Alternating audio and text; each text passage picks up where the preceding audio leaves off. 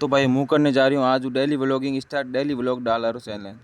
तो भाई सुबह लियो 1 चम्मच मोरिंगा पाउडर भाई बहुत ज़्यादा फ़ायदा है। आप भी एक बार लेन ट्राई कर सको। और बाद में लियो आप ही रोज़ की तरह 1 चम्मच आड़ियो लेन बाद में गया ग्राउंड में करी स्ट्रेचिंग 15 मिनट तक दोनों की शरीर भाई खुल जाए। और बाद में रनिंग करिए। आज लगाए आज 5 चक्कर ग्राउंड रहा, 5 चक्कर लगाए भाई आज। પછી ભાઈ ટોંગડો મજબૂત કરા હારું લગાए 50 દંડ बैठक अनु भाई टोंगड़ा होनी मजबूत हो जाए।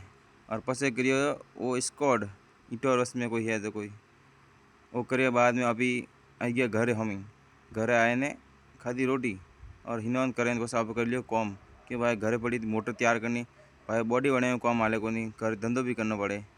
और आने थोड़ो 2 घंटा माथा कूट करें आने करी तैयार पछ गया मैं मोटरसाइकिल लेन समदड़ी और पास आए ने मैं करिया वर्कआउट क्यों भाई दोनों आज टाइम नहीं मिलो कारण आज करियो रात्रि टाइम वर्कआउट करियो और व्लॉग ने कर दियो अटी एंड।